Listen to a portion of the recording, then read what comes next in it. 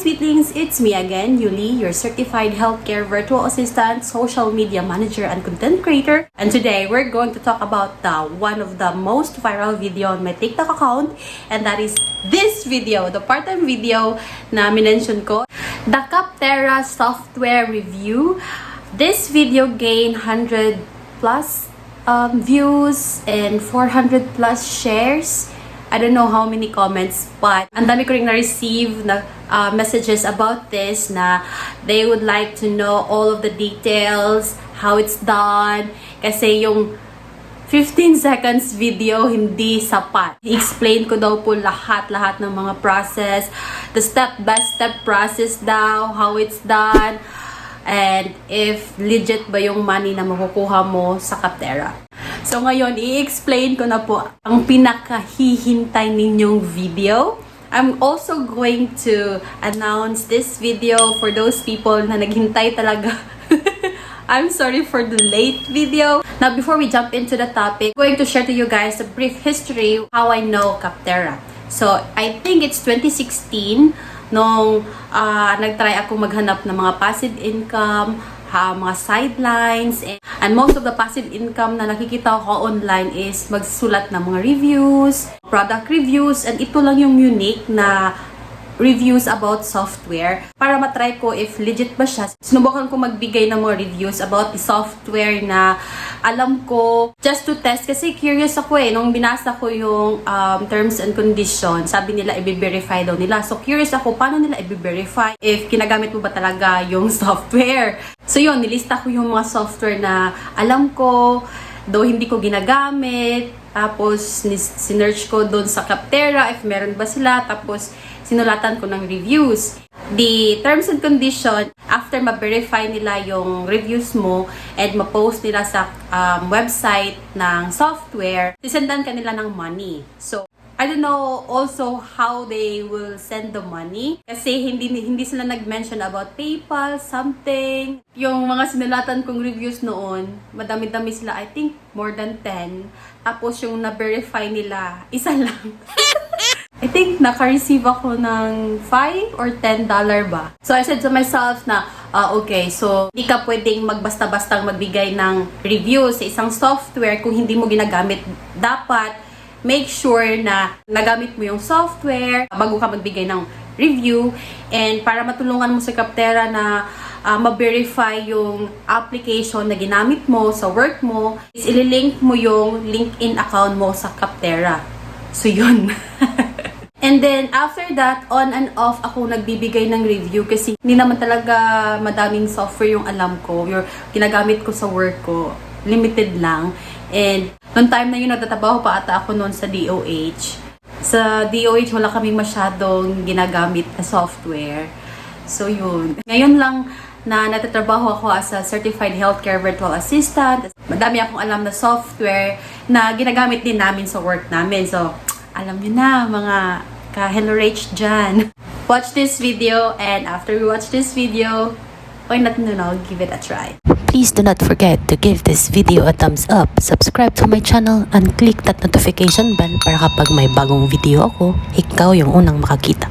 Now, first is, all you have to do is Google CAPTERRA. Ito po yung makikita mong homepage ni CAPTERRA sa website nila, and you can explore. After you're done exploring, pwede ka nang mag-sign up for free. Now, in signing up, you have 3 options. Either you can sign up using your LinkedIn account, Google email, or your other email. I suggest you use your LinkedIn account. I already have an account on CAPTERRA, so lalagin lang natin. Now, if you don't want to use your LinkedIn account, you can use your other email. Just make sure na business email or professional email yung ginamit mo pag sign up dito. Once you're done, click sign up. Once you're in, ito po yung makikita mo. Then, you can set up your profile. Once you're done setting up your profile, pwede ka na po maghanap ng mga software na ginagamit mo sa work mo. I suggest po na ilista nyo muna yung mga software na ginagamit nyo sa work nyo bago kayo maghanap dito. I know sometimes hindi natin sa ulo lahat yung mga software na ginagamit natin sa work natin. Pwede ka pong mag-browse, and on the right side of your screen, may makakita ka pong mga popular categories. Now, for the sake of this tutorial, maghahanap po ako ng software na ginagamit ko. Let's say this PayPal. Click natin si PayPal. Now, ito po yung tatambad sa'yo next. Now, kung mapapansin nyo po, CAPTERRA will ask you again if you want to sign in with LinkedIn. Now, I really suggest you should sign in with your LinkedIn, guys, para hindi pa balik-balik si CAPTERRA na mag-ask sa inyo. And para po mas madali nilang ma-verify yung mga software na ginagamit nyo sa work ninyo. Let's say, ayaw nyo pa rin mag-sign in using your LinkedIn account kasi nga hindi kayo sure na if legit ba tong website na to. You need to fill out everything in here, and every time ka po na magbibigay ng review sa isang software, magpo-fill out ka nito again. And when you're done, click next. Now, next is magbibigay ka po ng rating sa software na ginagamit nyo po. Nasa sa inyo po yan kung anong rating yung ibibigay ninyo. When you're done, you click next. Ito na po yung part na magbibigay ka na talaga ng review sa software na ginagamit ninyo sa work mo. And may maximum words po silang hinihingi. Just make sure na na-meet nyo po yung maximum word. And also make sure po na na-check nyo po tong checkbox sa ibaba before kayo mag-submit. And once ma-submit nyo na po yung review ninyo, may marireceive ka pong confirmation email from CAPTERRA,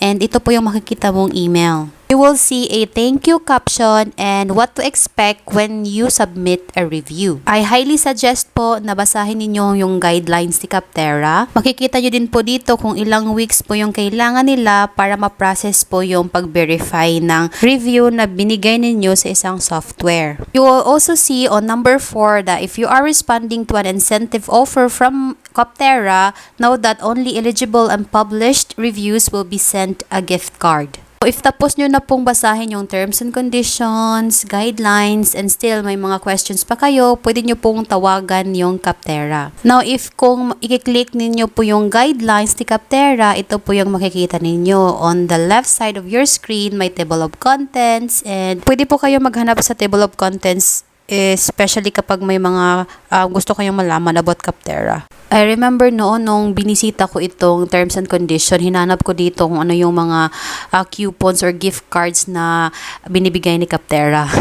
Now, after 3 weeks, once ma-verify nila yung review na binigay mo sa isang software, mag-i-email again si CAPTERRA sa inyo. And the content of that email is your gift cards, the link of your gift cards, and instructions on how you can redeem your gift cards. As you can see here, wala pong expiration yung gift cards nila. Now, if i-click nyo po yung link ng gift cards, ito po yung makikita ninyo kung saan po ninyo pwedeng ma-transfer yung gift cards na makukuha ninyo sa CAPTERRA. As you can see here, pwede nyo po ma-transfer sa mga reward cards like Amazon, Mastercard, Starbucks, Target, or pwede nyo pong i-donate. Pili lang po kayo dyan kung anong gusto ninyo, pero po sa akin noon, ni-redeem ko po siya gamit po yung Mastercard. Ilagay nyo po yung amount ng gift card ninyo, tapos pwede nyo pong i-check out or i-add to cart. Either way, papipiliin po kayo kung yung gusto ninyo is yung actual card or yung virtual card. Kung actual card po yung pipiliin ninyo, magbabayad po kayo ng $3. If yung virtual card naman, makukuha nyo po yung details ng Mastercard ninyo agad. And of course, pinili ko po yung virtual card at once ma-confirm nyo na po, may marireceive kang again na email from CAPTERRA. And again, yung makikita mo sa iyong email is the link of the virtual card, digital token, at yung instructions on how to redeem your virtual card. Now, once you're done reading the instruction how to redeem your virtual Mastercard, i-click nyo po yung redemption link, tapos mapupunta ka po sa my digital wallet. Ang sabi daw nila dito na magagamit mo po tong virtual Mastercard mo anywhere. Of course po, hindi po ako naniwala agad, so trinry ko po siyang gamitin online. Kinonvert ko muna kung how much yung halaga niya in peso, tapos nag-add to cart ako ng mga items sa Shopee na equivalent sa conversion na nakuha ko into peso. And unfortunately, buti na lang hindi ako nag-shopping sa mga mall. Tinry ko muna siya online kasi hindi po siya tinatanggap sa Shopee. Pero nung trinry ko po siya sa Lazada, tinatanggap po siya. Kaya naka-check out po ako ng 2 mga orders. Ito po yung lahat na gift cards na na-claim ko po. And I think may isang gift card po ako na hindi na-claim. I think $5 po yun. But yeah, kung ito-total nyo po lahat, dala nung hindi ko na-claim na $5, nasa $100 po lahat to. May iba po akong gift card dito na nagamit ko po siya sa Amazon, and may iba po din akong gift card dito na na-donate ko po. So ito po yung mga orders ko sa Lazada, gamit po yung virtual Mastercard. As you can see, yan po, may makikita ka pong credit card. So, totoong magagamit mo siya pang shopping online.